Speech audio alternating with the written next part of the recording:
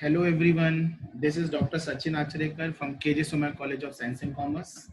I welcome you all for a topic cost classification. So now let us start with cost classification. As we all know that cost comprises of material, labor and overhead. Now we have to understand this cost in detail, how these costs can be classified under different heads. So cost can be classified under basis of nature, cost can be classified on the basis of functions, cost can be classified on the basis of direct, indirect, cost can be classified on the basis of variability, it can be classified on the basis of controllability, and it can be classified on the basis of normality. Now we are going to start with first part, cost classification on the basis of nature. Here the costs are classified on the basis of direct material, on the basis of labor, on the basis of overhead.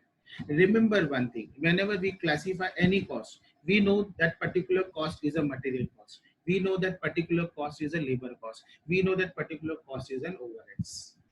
But under nature, we have to identify whether this material is a direct material or it is indirect material. We have to identify whether labor is a direct labor or whether labor is an indirect labor.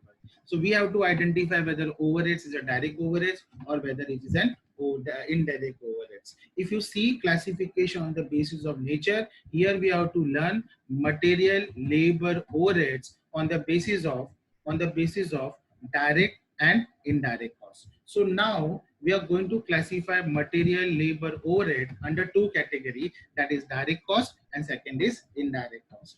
Now under direct cost, there is a three element: direct material, direct labor and direct expenses. There are three elements under direct cost: direct material, direct labor and direct expenses. If we all add all the three elements, direct material, direct labor and direct expenses, if we add all these three elements, we get a prime cost. We get a prime cost. So in short, direct cost is also called as a prime cost. Direct cost is also called as a prime cost. Remember, for manufacturing any product, without direct cost, you cannot produce any product. You cannot produce any product.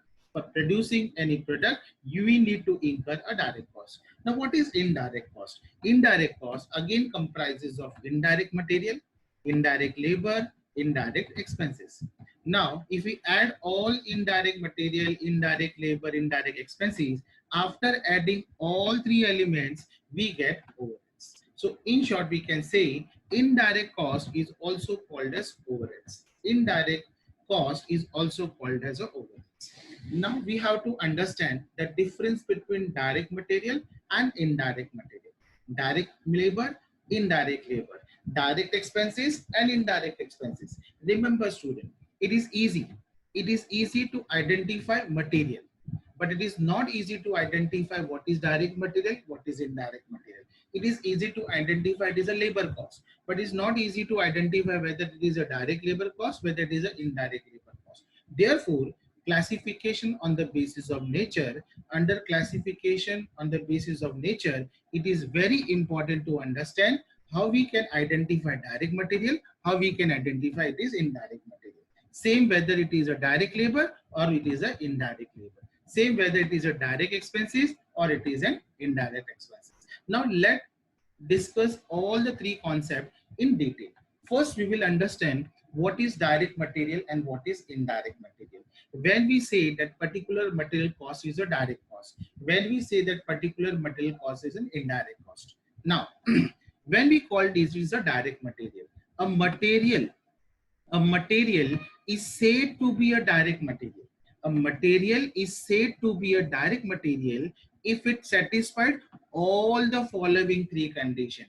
It means if it satisfies all the three conditions together, it is to be considered as a direct material. If it fail to satisfy any condition, then it becomes an indirect material. If it fail to satisfy any condition, then it becomes an indirect material. Now, what are the three conditions? The first condition is it should be directly traceable. Now you will understand. Now we'll say what is directly. What do you mean by directly traceable? That we will be discussing in a later part. First of all, we will see there are how many conditions. First condition is directly traceable. Second condition, becomes integral part of finished goods. becomes integral part of finished goods. And third one is it should increase the volume of finished goods. It should increase the volume of finished goods. If all these three conditions comes together, any cost fulfill all these three conditions, then such material cost becomes a direct material cost. Else it will be treated as indirect material cost. Now, let us discuss in detail how we can say it is directly traceable. I have taken an example. I have taken a very beautiful example to explain the concept of direct traceable, directly traceable. I have taken one simple example how we can know whether it is directly traceable or not. For example, if one unit is required to produce one product, remember, one unit is required to produce one product, then it is said to be directly traceable. One unit is required to produce one product, then it is said to be directly traceable.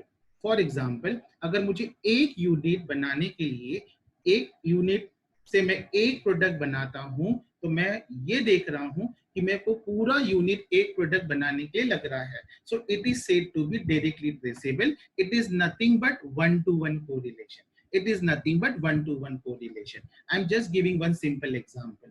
I'm having 10 samosa. I have purchased 10 samosa and have given 10 samosa to 10 guests. It means the cost of one samosa is consumed by one guest. Cost of one samosa is consumed by one guest. So the cost can be easily traceable. The cost can be easily traceable. If somebody asks me to find out the cost of one guest, so I will be saying the cost of one samosa is equal to cost of one guest. The cost of one samosa will be equal to the cost of one guest. So it becomes very easy for me to identify what is the cost of one guest I require to be incurred in future. Now, second example to identify whether it is directly traceable or not. Now, if one unit is used for n number of units, if one unit is used for n number of units, instead of unit, I can say, let us assume finished goods, or you can say product. Let us assume it is instead of units, we can use product. If one unit of raw material is used for n number of product, then it is said to be indirectly traceable. Indirectly traceable. As I already mentioned above, that I have given 10 samosa to 10 guests. So one samosa is given to one guest. So the cost of one samosa of one guest can be easily identified. Now, here the tomato ketchup, I have bought one tomato ketchup and it is shared by all the 10 guests for eating the samosa. It means one ketchup is distributed among all 10 guests. Among all 10 guests. So it means one unit of ketchup is shared by 10 guests. Hence, the cost of one ketchup cannot be traced between all 10 samosa. Hence, it is called as indirect material. इसीलिए एक ketchup अगर सारे 10 के 10 guest को मैं distribute कर दूं, सारे 10 गेस्ट को मैं शेयर कर दूं, so I cannot identify what is the cost of the ketchup is shared with tomato ketchup is shared with one guest. It becomes very difficult to identify that cost. It cannot be easily traceable.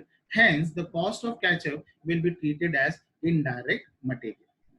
Now, what is integral? The second condition is it is an integral part. What is integral? Integral means whatever the material you are using, whatever the material you are purchasing, the major part of material purchase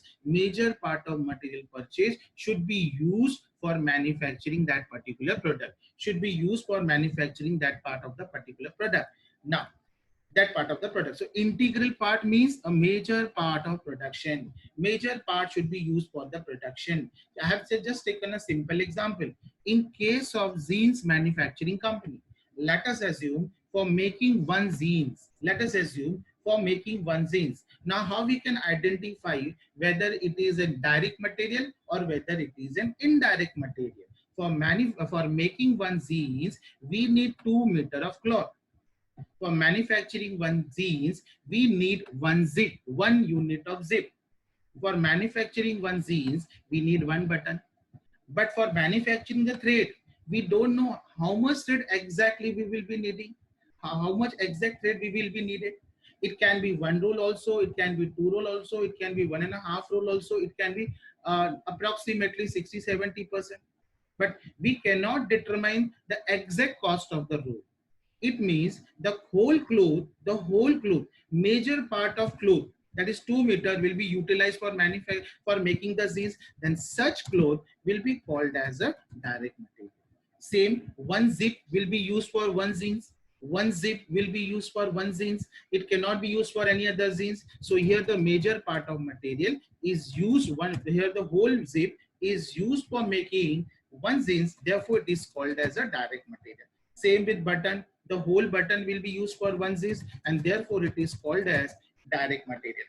But how much thread will be required for making one jeans cannot be determined, cannot be traceable.